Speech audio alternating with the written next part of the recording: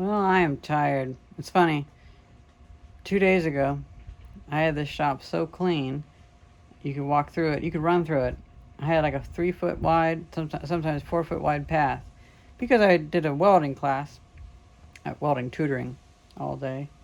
And then yesterday and today's shenanigans just piled up.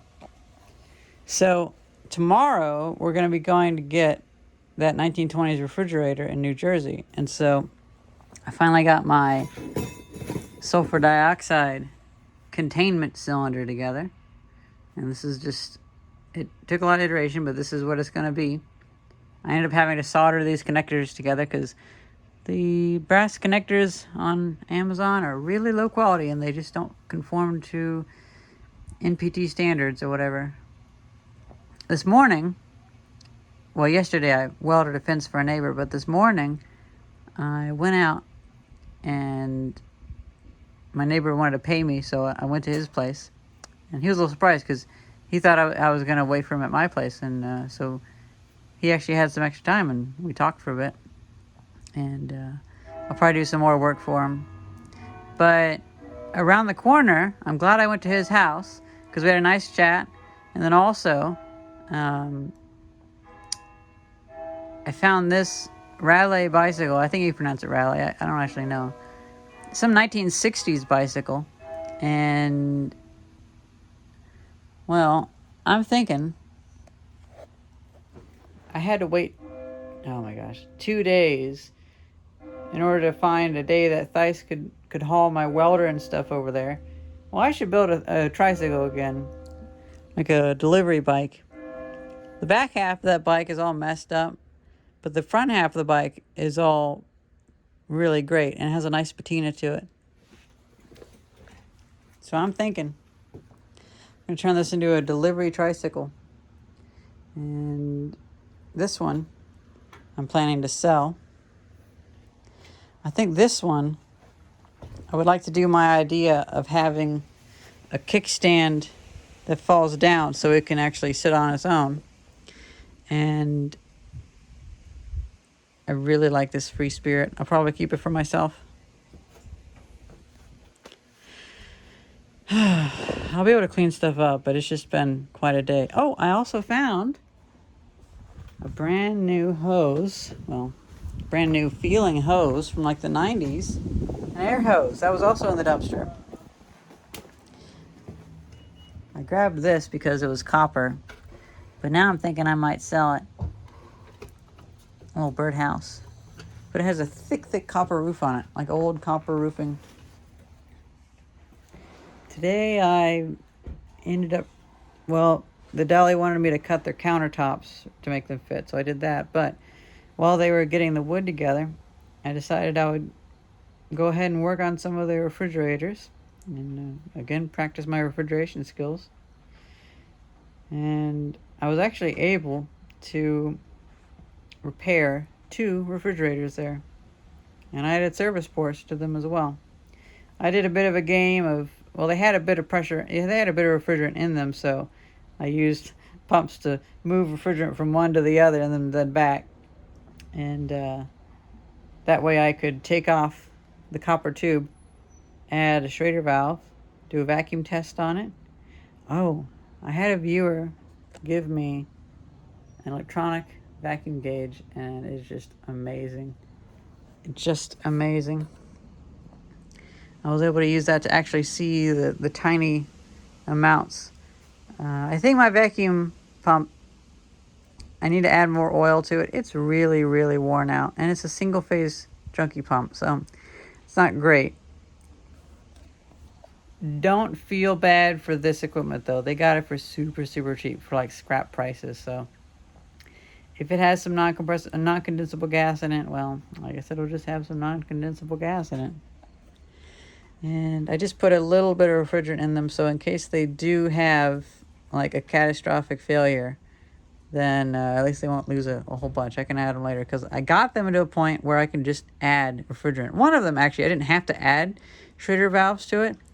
It's just that the valves, they were like the turn valves, and they were so stuck.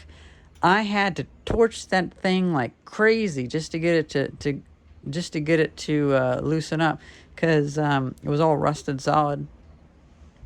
I just got this deep freezer, and I'm planning to do a video where I'm probably going to just destroy it because the motor is stalled, and it's R600A. So this is a problem that happens a lot. I have a theory that these deep freezers, the reason why they're failing is because the compressors are starved of oil. They don't have enough lubricant in them. So I want to first do a video of burning the R600A, because it's just butane. It's not really a refrigerant. It's not like a HFC or whatever, hydrofluorocarbon. It's just stuff you can have in your torch, just a really refined version of it. So we'll clean that out and secure that, and then I'm going to take the compressor out and cut the top off. But I'm not going to do it in a haphazard way. I am going to see about, could I just re-weld the compressor? It'd be really good practice for if I ever want to restore one of these, or if it just ends up being something I'm really quick at, maybe I can just chop the top off and put it back on. Mostly, I think what I would learn from it, though, is just how much oil do they put in these? And if I find one of these again, should I just add a service port and then add a little bit of oil? I also want to look at the bearings up close. I had this Hoover given, or not Hoover, Dirt Devil. I didn't know Royal made Dirt Devil. That's interesting. I had this Dirt Devil given to me. And gosh, I'm just doing so much. And the guy that I taught welding to is going to be coming back in like 4 days. Going to do a second class because he's really into it. He wants to make some art and have people drop off some things. This board is going to be thrown away, but this doesn't latch anymore. I got commissioned to restore this. Shouldn't be too hard, I don't think. I might not end up throwing this away. I might just put it online for like $5 because it's a basket. It's the basket that was on that. It just didn't quite look right for that bicycle. Well, now that I've had to run in here and grab my stuff and run back out, I think it's about time that I sit down and clean up. Well, that was just like 4 minutes of work because everything didn't have a place. This doesn't have a place yet, but oh well. A friend of mine who does roofing, regular to the store, he found this on the side of the road and it didn't work. Well, I plugged it in and it went pop. So, doesn't sound very healthy. Doesn't look like anything worth keeping either.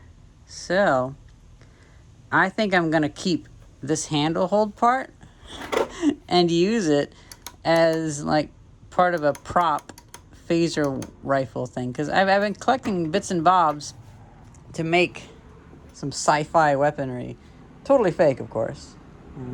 Unless I can find some antimatter.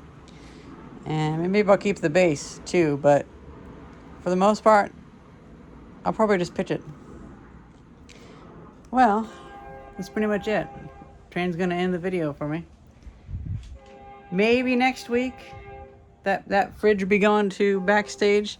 It keeps getting pushed back because it's gonna be for holding wine, and it does go to a not too cold temperature if you set the setting right. So that'll be clearing up space, but it's been sitting here. Oh well. Hope you guys enjoyed this video. Thank you very much for watching. See ya. Been doing a lot.